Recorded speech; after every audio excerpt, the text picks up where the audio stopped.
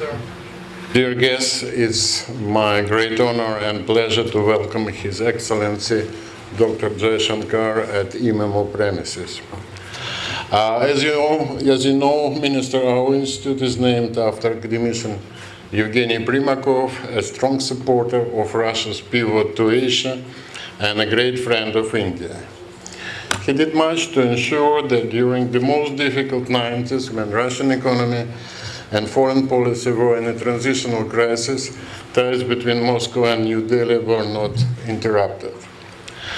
Then 30 years ago, the world was celebrating the end of the Cold War. It seemed that a new world based on values of democracy and the free market was about to be established. We know that those expectations were not realized. Indeed, in the 90s, part of Russian political elite hoped to join Western institutions, but with maintaining of independence in the fields of defense and security. It turned out to be an impossible dilemma. It was either one or another. The current strategic subordination of Europe confirms the right choice of Russia in favor of sovereignty. Perhaps this experience may be useful to India. Today, polycentric world faces the challenge of a return to a new bipolarity. Contradictions between US and China are growing. We are witnessing an ideological and technological decoupling of the two world's largest economy. Some experts are already defining the current relationship between Washington and Beijing as a new Cold War. We don't want to participate in it. Neither Russia nor, I guess, India aspire to world domination, nor do they impose their values as the only true ones. Our strategic interest lies beyond bipolarity. Russia and India want to be great powers, have a high-tech, powerful economy, effective social institution, while maintaining their cultural and civilizational identity. We need a polycentric world order where there are several centers of power. We do not need a world of US hegemony or a world of Chinese hegemony. There are obvious attempts to put Moscow and Delhi on different sides of the barricades. I believe that in India, those efforts are not ignored. I think that Russia and India are the guarantors of the maintaining polycentric world architecture. Here, the strategic national interests of two our countries coincide. That's why it's important to strengthen our strategic partnership while keeping an eye on emerging difficulties. The political situation does not help our rapprochement. The continuing India-China controversy over the border issue leads to increased mistrust between India and China. Our controversy with EU and US and the sanctions regime lead to an inevitable rapprochement between Russia and China. Due to the shortage of experts on bilateral relations, we often look at each other through the prisms of the Western media. This view turns out to be a priori distorted. Moreover, there are also those who work for the benefit of third countries that are interested in growing division between Russia and India. I believe that a powerful asymmetrical Asian response to Beijing-Washington confrontation would be to normalize and then increase economic and political relations between New Delhi and Beijing. A few days ago, as I spoke at the 9th Beijing World Peace Forum, I was happy to learn that its first panel was titled China-India Relations, Rebuilding Mutual Trust. For over 50 years after the armed border conflict, Moscow has been patiently cultivating its relations with Beijing. And the results of those efforts are fruitful. This is maybe another important case of Russian foreign policy. Research on contemporary India at ИМЭМО received a powerful boost since the ambassador Vyacheslav Trupnikov, a competent expert on South Asia, has joined our team. Our institute is working to build a strong base of professional experts on India. ИМЭМО has two subdivisions in which Indologists work. We engage graduates with knowledge of Indian languages. Our experts appear in the Indian media, in academic journals. They are lecturing in Indian university. For the second year in a row, our main annual forum, the Primakov Readings, we hold a special session on India, where leading Indian and Russian experts take part. This year, our guests were Nandan Unikrishnan, one of the best, to my knowledge, Indian expert on Russia, Ashok Malik, advisor to the Indian Ministry of Foreign Affairs, and Samir Saran, director of the Observer Research Foundation. We plan to keep working in the same spirit, expanding the number of formats and increasing interactions with Indian scholars. We believe that economic challenges can be overcome by increasing cooperation in already traditional areas, technology transfer, and broad Russian investors' participation in the Make in India program. It is important to form production chains, strive for growth of cross-investment, expand projects with the blue economy, launch transport corridor Chennai-Vladivostok. We hope that India will become one of the drivers of the development of the Far East and Russian Arctic, and we expect Russian companies to invest both in mining and in high added value production in Russia.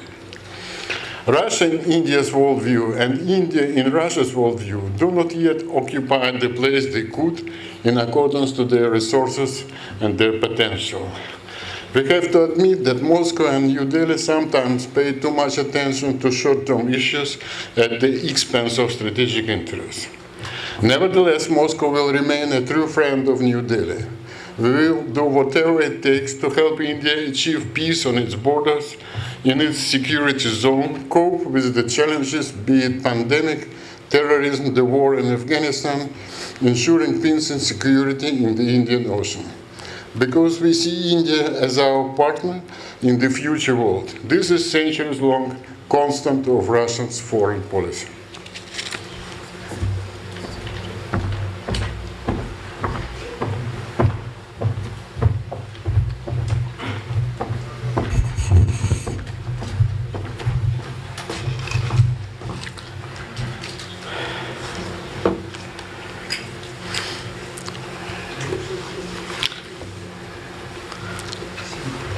Dr. Alexander Dынкин, Excellencies, dear friends. It's a great pleasure to address the Primakov Institute of World Economy and International Relations on the subject of India-Russia ties in a changing world. In many ways, this is a particularly appropriate venue for such an exercise. In various capacities, Yevgeny Maximovich Primakov led Russia's transition in an era of unprecedented changes. While doing so, he was always cognizant of the importance of India-Russia relationship. It is therefore only fitting that 2 decades later, we assess both the state of the world and that of our ties in an institution with which he was closely associated. There's no doubt that relations between Russia and India have been among the steadiest of the major relationships in the world after the Second World War. Russians will surely recall the ups and downs in their ties with the United States, Europe, China, or Japan, or for that matter, Turkey and Iran. On their part, objective Indians would also recognize that this was the case with them as well. Where India-Russia bilateral ties are concerned, there have been many changes, even issues from time to time.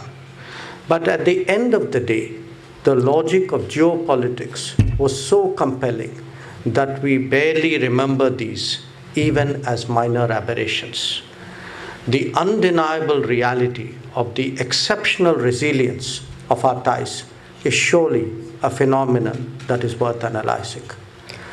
The paradox, though, is that precisely because it has held so steady, this relationship is sometimes taken for granted. The case for its constant nurturing is therefore as powerful, if not more, than with the more volatile ones. If our ties have been stable, this is not to say that we have remained static as nations and societies. In the last quarter century, India has become the sixth largest economy, a nuclear weapon power, an IT center, a reservoir of global talent, and an active shaper of global debates. Our interests and influence have grown well beyond the subcontinent, and we are often perceived as first responders in crisis situations. Russia, of course, has meanwhile transitioned fully into the post-Soviet era and all that this implies. Its inherent strength as a Eurasian and Euro-Pacific power and its long-standing global status, whether as a P5 or what we could call an N2, makes it unmistakably critical to the world order. Equally important, Russia has regularly demonstrated an ability to influence outcomes across regions and issues. Its salience in domains that matter, like energy or technology, is especially noteworthy. And indeed, both our nations have evolved even as our existence has become more globalized economically, connected virtually, and driven technologically. It is not just that India and Russia are a good fit. It is equally that this continues dynamically even as both of them and the world itself undergoes continuous changes. Now, as practitioners and analysts of international relations, it is not enough that we recognize or even appreciate trends. If they are to be sustained, we need to probe underlying causes and seek conceptual explanations. To my mind, at the core of our contemporary relationship is the embrace of multipolarity, both as a reality and as an aspiration. It is this conceptualization that has enabled us to smoothly maintain our relationship in comparison to others. Such an outlook guides our interaction with other nations and groupings and is obviously universal in application. It follows logically that the multipolar world must have a multipolar Asia as an essential constituent. Now, in the last few decades, India and Russia may have pursued their national trajectories energetically, but at the same time, they have harmonized them well, both intuitively and as a policy. Related to this is the rebalancing of the global order, economically, politically, even culturally. We have been respectful, I would even say we have been appreciative of each other's identities and interests. Because there is no burden of history nor an ideological agenda, this too has been a comfortable and a reassuring exercise. Nevertheless, it is apparent that the weight of the variables in the world's equation has changed, though again I would caution about being overly deterministic. Together, what this means is that our relationship rests on the foundation of a more democratic and diverse international order, one that is committed to sovereign equality of all states. Now, because that concept is so central, it is important to have a clear understanding of the nature and purpose of multipolarity. We are looking at a world where each pole has its own needs, but its pursuit is to be moderated not by the balance of power, but by balance of interests. This is not just a preference, but a compulsion in a world that is more interdependent. Balance of interests may be individually defined, but it is the task of diplomacy to ensure that it is collectively realized. Equally, it should be our effort to discourage unrestrained pursuit of balance of power and resist domination in all forms. In such a world, a search for options is an entirely legitimate exercise, both in content and form, including convergence on varying issues to differing degrees. The operating principle of a multipolar world is the legitimate pursuit of flexibility without seeking exclusivity. After all, the latter is antithetical to the very logic of multipolarity. The grammar of multipolarity too is obviously very different from that of bipolarity. Attempts to mix the two are not just confusing, they at times can even be deliberately misleading. We must also recognize that translating a multipolar algorithm on the ground is not easy, it's much harder than it sounds. A key concern, even while widening options, is to ensure consistent sensitivity to the interests of a critical strategic partner. Indeed, it is this deep sense of consideration for each other that has been the formula of our ties. Mutual interest mandates that this continues to be so between India and Russia. Now, an important reason why India and Russia readily accept multipolarity is their strong sense of independence. Perhaps such self-confidence is a natural outlook for large polities with a long history, a rich culture, and a deep-rooted identity. Our past may be different, but what they do have in common is a clear sense of national interest and a strong sense of national resolve. We have dealt with each other long enough to know that these qualities are very much part of our basic character. A world of convergences that the multipolar and rebalanced international order has created will inevitably be different from the one that we were used to before. Quite obviously, it will be less structured and more fluid, leaving open the possibility of differences even among those who are together. The inclination would be to look at pragmatic and result-oriented cooperation on defined issues. To some extent, the weakening of multilateralism has contributed to this.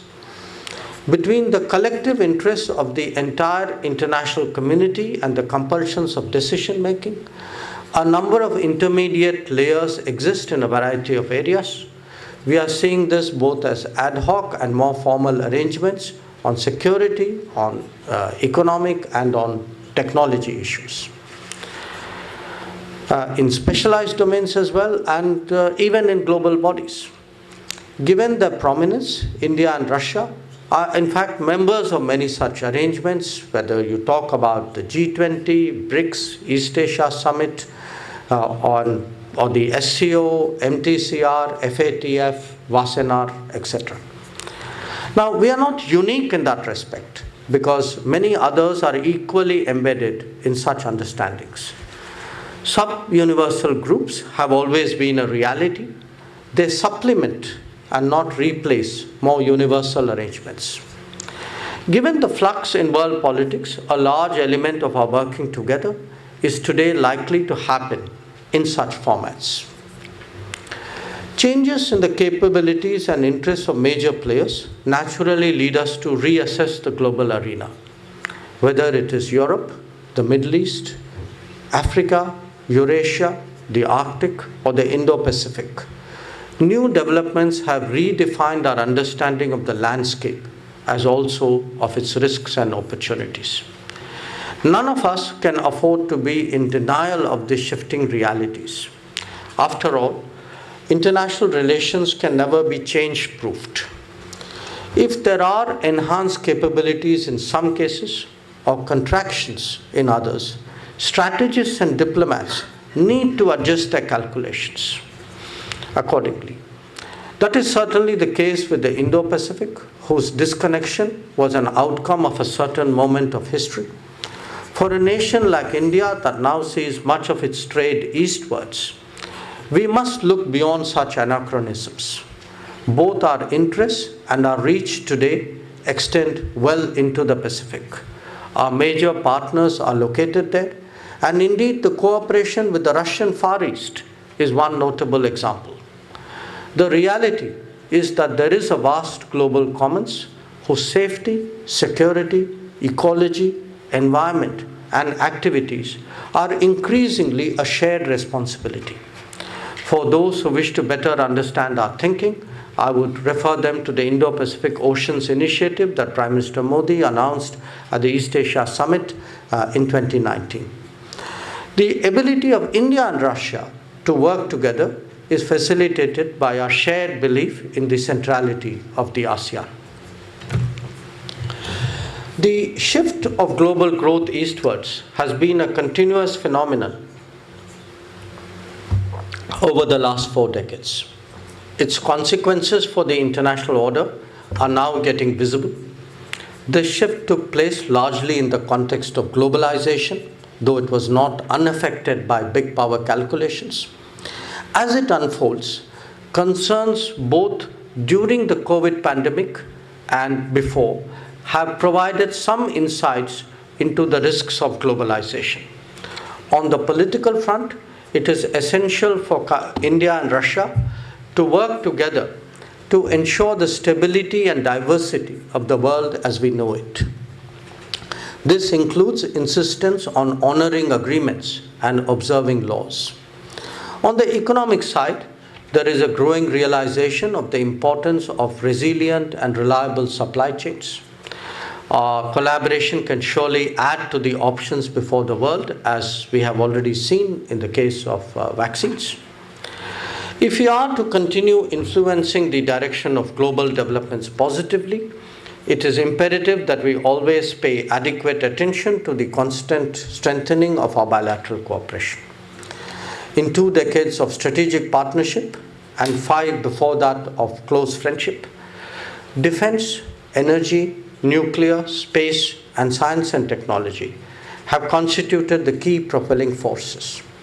Russia has always been a dependable defense partner of India. The enormous experience of past cooperation is today being applied to a more contemporary requirement, including the Make in India program. This transition can accommodate the interests of both sides and even lead to new areas of military technical collaboration. The BrahMos example could well be a precursor of what is to come. This needs to be accompanied by a greater focus on military-to-military ties, including in the maritime domain. The establishment of the 2+2 mechanism, which was recently agreed to between the Prime Minister and President Putin, promises to provide a new vitality. Space and nuclear are among the success stories of our relationship. The Kudankulam project was the first beneficiary of India's resumed civil nuclear collaboration with international partners. The trilateral nuclear cooperation that we both have with Bangladesh also holds very interesting possibilities. Insofar as space is concerned, the training of Indian astronauts for the Gaganyaan mission brings back memories of Rakesh Sharma's flight into space. Overall, science and technology have been a productive area that could be taken forward with the participation of the private sector. This bodes well for both commercialization and for startups. If I were to give you an example of the collaborations underway, I would particularly point to the Sputnik vaccine, and we should recognize that this has benefits not just for public health in India, but actually larger gains for the international community. Where investment and trade are concerned, the last few years have seen a visible pickup, especially in the energy sector. As a result, we are seeing more Indian participation in production and import of oil and gas, as well as greater Russian presence in refining and distribution. Expanding trade in goods is very much the focus. In pharmaceuticals, medical devices, fertilizers, chemicals, petrochemicals, agro industries, and timber.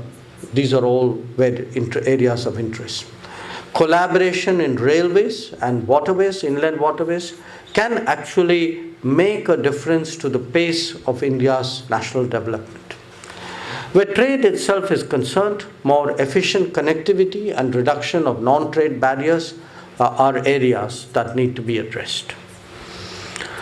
Now, as you all know, there is an immense legacy of intellectual goodwill in our relationship. Many of us recall an era where our scholars and institutions interacted frequently and productively. And in fact, ИМЭМО was itself one of the centers of this bonding, and I particularly appreciate Dr. Dynkin's commitment to maintain this tradition. Today, there is a need to reconnect our youth and renew appreciation of our languages, literature, and sciences. The importance of tourism for our relationship can never be underestimated. Some initiatives have already started to take place, while others are still in the pipeline. The serious Atal Innovation Mission started by Prime Minister Modi in 2018 represents a new model of interaction. We welcome the ICCR Oriental Institute fellowships that were established recently. The Ganga-Volga dialogue, participation in the Raisina dialogue, popularity of yoga, the revived interaction on Buddhism, and digitization of manuscripts are all examples that speak of a renewed enthusiasm. So, as we contemplate the future, how we navigate some of the important transitions will help define our further ambitions. India and Russia will definitely see more common opportunities in the regions immediately beyond. New partnerships could also be explored, including in the trilateral formats. Connectivity will be increasingly central to our interests, whether we speak of the North-South corridor, the Chennai-Vladivostok Maritime Corridor, or the Northern Sea Route. India is actively engaging with the Eurasian Economic Union for a trade agreement and participating in the endeavors of the SCO and BRICS. When it comes to disarmament or technology issues, we seek practical and productive outcomes in multilateral fora. Reformed multilateralism is also in our common interest, and we value Russia's support for India's permanent membership of the UN Security Council. Regional issues like Afghanistan and Middle East have seen convergence previously that may be mutually beneficial to continue. As an observer state, India is also interested in deepening its engagement with Russia, the chair of the Arctic Council, on Arctic issues. Energy, in particular, holds enormous promise as the two nations engage in long-term planning and cooperation. The big issues of our time are combating terrorism, addressing pandemics, and acting on climate change. On all of these, India and Russia are unquestionably on the same page. We have both been victims of fundamentalist thinking and know well the dangers of radicalization and extremism. As pluralistic societies, we must be especially on guard against the revival of such forces. Where global health is concerned, a history of scientific collaboration can today be repurposed to meet this new priority. On climate change, Russia can really be an indispensable partner as India transitions towards greater LNG consumption and renewables. The direction and progress of major relationships is very much dependent on our leadership. In our case, Prime Minister Modi and President Putin have met 19 times since 2014. That itself speaks a lot for their commitment. We, of course, look forward to hosting the President in India for the annual bilateral summit. It is also natural in societies for people to have an image of their partners. Russia has a unique standing with the Indian public, and maintaining that sentiment is very much an asset for our relationship.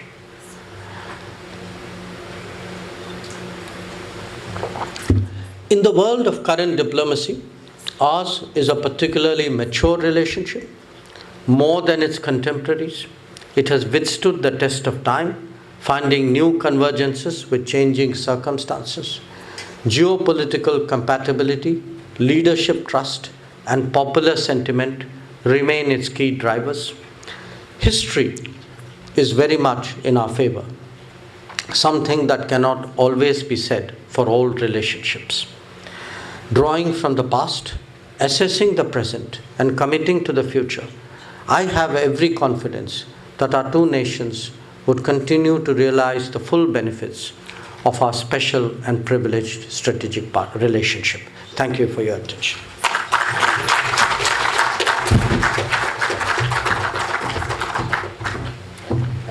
This was almost Indian background.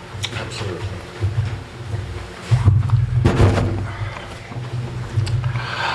Esteemed Dr. Jaishankar, I appreciate very much your presentation. It's very thoughtful. It's an excellent analysis of the most important issues of the current international agenda, and I guess it would be helpful to the scholars of our institute. I guess we have some time for several questions, if you don't mind. Mm-hmm. So let me start. What is the Indian view on the rise of China and its international impact? Do you see this view is diverging from the Russian viewpoint, and how significant is those diversion? Well, I can answer the first. I think you might be able to answer the second better.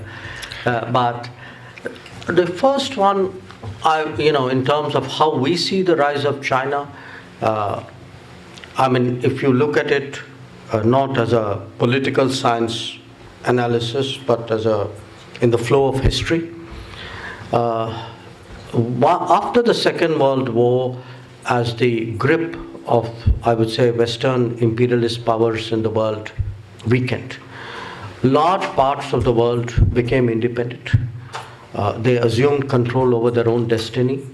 They took time to actually rebuild their societies and, I would say, get over the damage which years of colonialism or foreign occupation had caused them.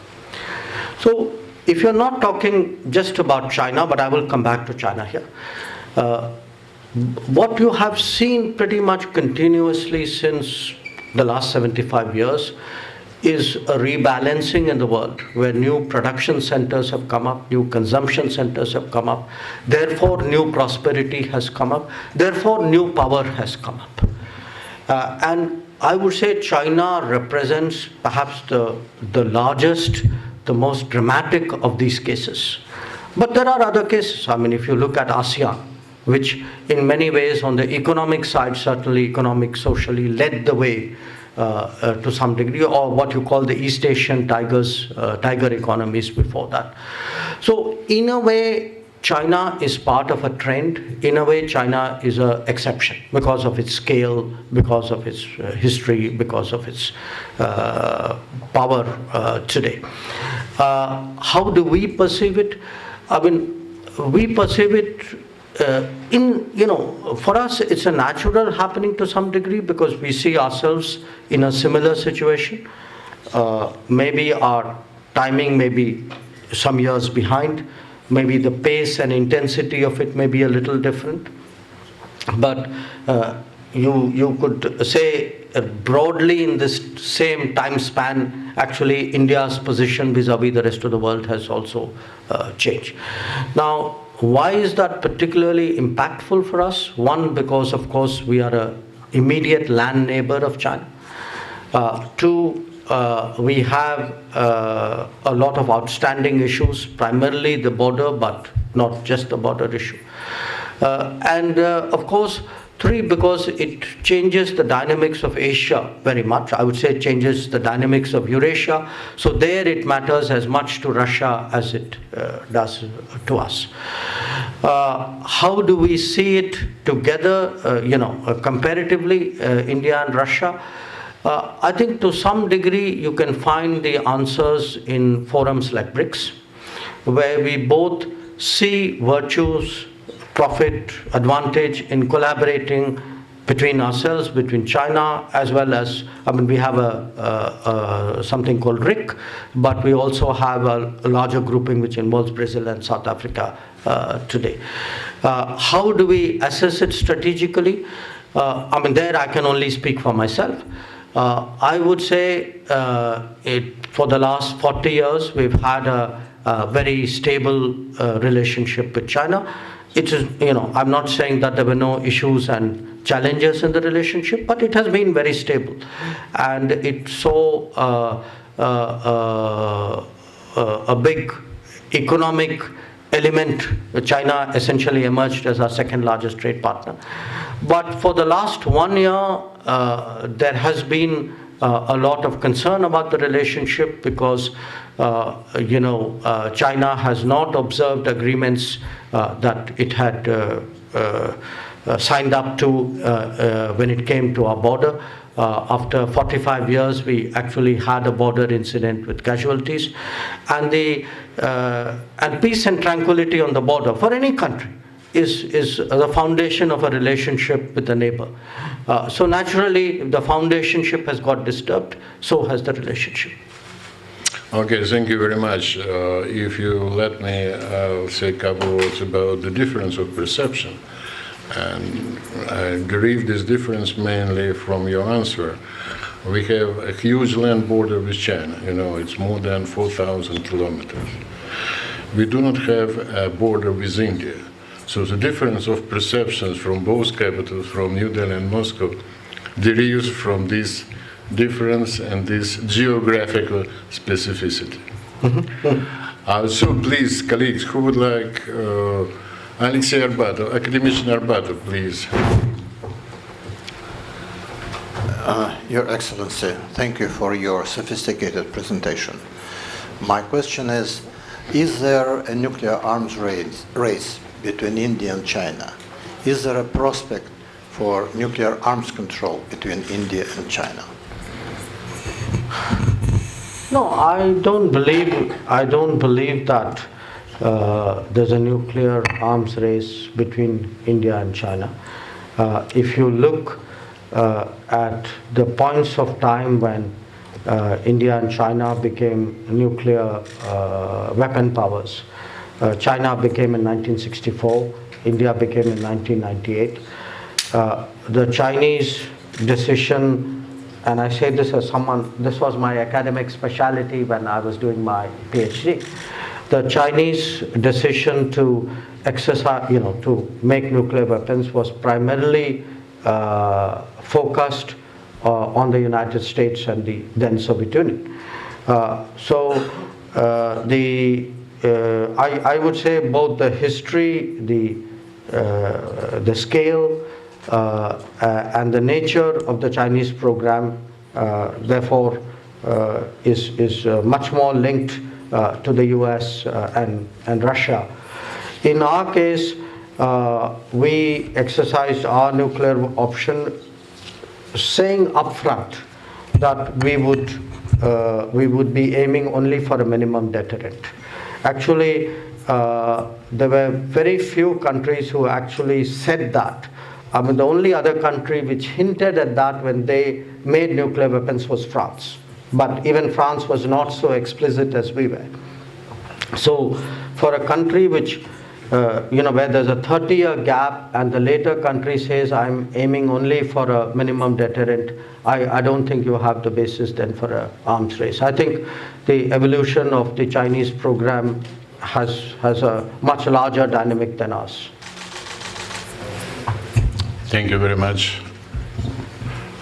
Ambassador Trupnikov, please. Your Excellency, first of all, thanks a lot for a wonderful presentation. I would like to ask a question, which today is rather actual. 2 decades back, or around this time, both India and Russia were closely collaborating, fighting the menace of terrorism from the soil of Afghanistan. We both supported the so-called Northern Alliance, both morally and even materially. Now, after the United States and allied forces leave Afghanistan, the prospects of instability, it is recognized publicly, the prospects of instability will rise. What, in your opinion, might be spheres of close cooperation between India and Russia today in putting, so to say, an obstacle to spreading of instability from the soil of Afghanistan in the region as a whole, specifically to the nearby countries? I mean, Central Asia, from our point of view, which is near to Russia. Of course, China. Of course, India. Kashmir, first of all. And Pakistan as well. So what could you suggest as spheres of collaboration now? Thank you. Thank you. I think, Ambassador, it's a very timely question. And I, in a way, thank you for raising it. And I also take the opportunity for thanking you, because when I said good words about our relationship over many, many years, our relationship developed because there were people like you who worked for me, so hard on it. So I feel it's only appropriate to recognize that. When I was actually in Moscow on my first posting in 1979. So when I look at this at this issue, I look with some sense of history, not just of 20 years, perhaps even of 40 years. What has changed for us? If one looks at the issue of terrorism, because that was the first concept you brought up, both India and Russia, we are against fundamentalist thinking, radicalization. We are against violent extremism. We are against terrorism. We are pluralistic societies. We have been targeted, both of us. And I don't think for either of us that has changed. I don't think we have changed our position on terrorism, on fundamentalism, on violence, and on defending pluralistic societies. What has been our position on Afghanistan? We have both supported, we were very clear 20 years ago certainly, that we were for a united Afghanistan, we were for a sovereign Afghanistan, we were for an Afghanistan where minorities had a fair share of representation. We were for an Afghanistan which was at peace with itself and at peace with its neighbors. I don't think that has changed. So if the first principle, the terrorism principle, hasn't changed, and if our Afghanistan approach hasn't changed, then let us look at what could have changed. I would say, it's important when we look today, and since you again referred to the erstwhile Northern Alliance, it was not just us, it was also Iran was involved in it. And yesterday on my way to Moscow, I actually stopped in Tehran, and I had a chance to call on the president-elect, Ayatollah Raisi, and to meet my counterpart Javed Zarif, and clearly we discussed Afghanistan in some detail. So I do think that the countries of the region, both the, I would say, near region and the little bit beyond region, have a very strong interest in ensuring that we get an outcome in Afghanistan which is both good for Afghanistan and which is good for the region. And they are not different, because I can tell you what is good for Afghanistan will automatically be good for the region.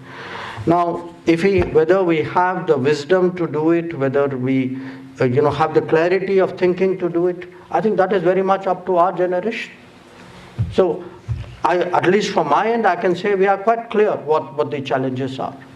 But in diplomacy and in international relations, you never take anything for granted. So you have to keep working at it, keep building partnerships, keep making people understand what are the challenges and what could be the consequences of that. Thank you. Alexei Kupriyanov, please. Your Excellency, thank you very much for your brilliant presentation. I'd like to ask you, you mentioned the Indo-Pacific. What does India want from Russia in Indo-Pacific? Which role could Russia play in the region from your point of view? I mean, in the Indian Ocean region, in the Pacific Ocean region, and in the Indo-Pacific as a whole. Thank you.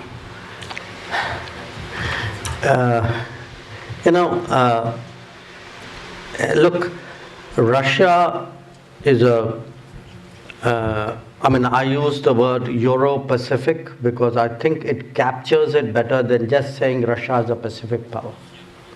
But it is a Pacific power.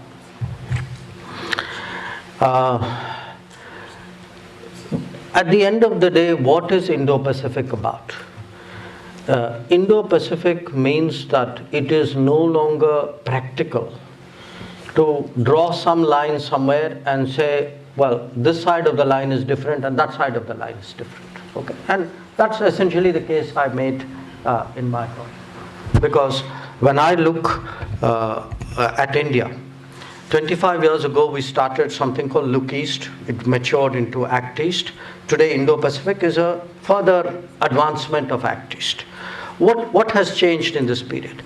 Today our top trade partners include China, Japan, Korea, Russia, of course, Australia, ASEAN. Our trade with ASEAN is almost $100 billion. So if I were to take my big hubs of trade, the trade I have with ASEAN would roughly be the size of the trade I have with Europe. The trade I have with China would be about the same. If I put China, Japan, Korea, it would be more. And it is not, in one way it is something new, in one way it is something old. I mean, if you travel up from India, through Southeast Asia, you look at the coast of Vietnam, you even look at the coast of China. I mean, Indian traders, Arab traders came there for hundreds of years. I mean, there are still, archaeological sites even in Fujian province, near Da Nang, Hue in Vietnam, which are Indian, not Indian now, but Indian 1500 years ago. So the point I make on Indo-Pacific is, for reasons of a certain period of history,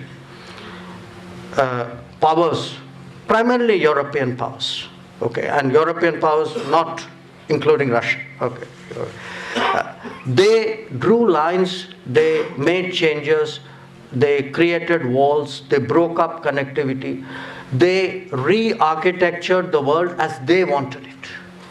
I think today this part of the world says, well, thank you very much, now you're over. Now my natural process will start to flow and things will happen. And I think Indo-Pacific is very much an outcome of that. Now your question, where can Russia come in? I think in many ways Russia is there. If Russia acts like Russia, Russia will make its full contribution. I mean, when I speak today of a Chennai-Vladivostok maritime route, when we speak of Indian economic investments in the Far East, when Russia takes part in the East Asia Summit, all of that to my mind is very much part of Indo-Pacific. So I think beyond a point we should not get caught up in these very, I would say, semantic debates, terminological debates. Terminology is important, I'm not disputing that.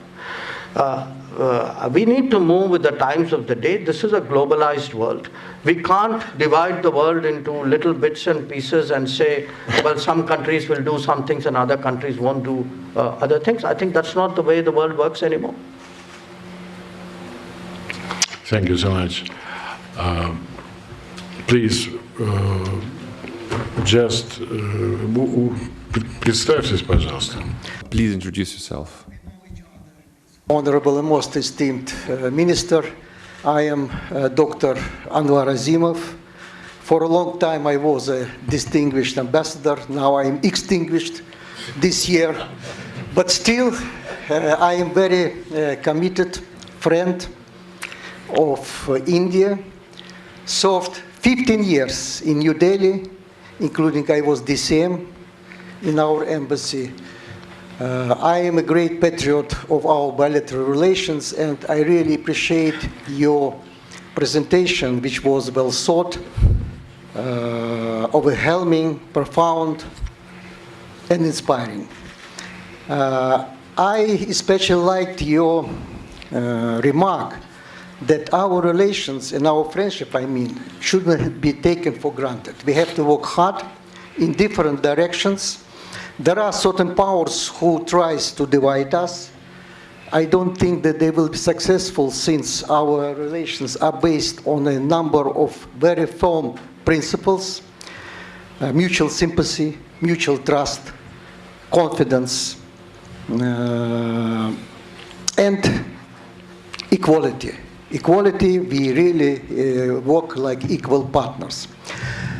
But we have in our bilateral relations a number of institutions, a number of mechanisms of bilateral cooperation in military, trade, economic, academic. But I think, Honorable Minister, one element is missing. That's why my suggestion, and I want to hear your reaction on the reliability or the possibility of realization of this idea. I think that, of course, we have dialogue, summits, ministers, etc. I am interested in the forum of think tankers of both countries, of the former politicians and, first of all, former diplomats, shrewd, skilled diplomats. In India, there are a number of excellent Indian ambassadors to Russia. In these connections, I think it is a credit for India, it's credit for you, for the ministry, that you have such a distinguished and very capable ambassador who really has high reputation, including in my ministry, in other ministries. So, idea is to think about setting up an Indian-Russian, Russian-Indian center for strategic analysis and research, based in New Delhi, perhaps in Moscow in this institute. This center will be the focus of the attention of very prominent diplomats, politicians, academicians, with one idea: to think about the prospects of our relations, how we have to enrich these relations, to give new impetus, new content. In my opinion, if we realize this idea, our relations will be in the firm hands. Thank you. Oh, I completely share your sentiment. I will give serious thought to it, and please don't take that as a polite, response, because I do find that today we need to create new platforms for engagement. Some years ago, for example, we worked with one of our think tanks and created the Raisina dialogue, and I'm very happy to see every year the Russian participation in Raisina has been very strong, very good. So the idea that if we can have some kind of bilateral mechanism, some kind of bilateral think tank, some involving retired diplomats, I think it's an idea worth considering. I will certainly go back and reflect on it. Thank you, Your Excellency. You know, we have rather good relations with Raisina Dialogue, and we invited Samir Saran frequently to our institute, to our Primakov's reading. I may tell you that during recent couple of decades, we are heavily invested in Asian studies. In China studies, in Japanese studies, Korean studies, ASEAN studies, and of course of India. Maybe you know, IMEMO is #1 among Russian think tanks according Pennsylvania ratings. So we are working hard as much as we can.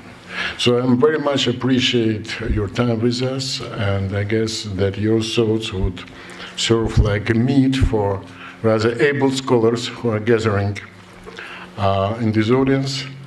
I guess that one of the most important, let's say, messages which we got out of the current developments is health does matter. So I wish you health, good health, prosperity to your country, and thank you for coming. Thank you. It was a real pleasure.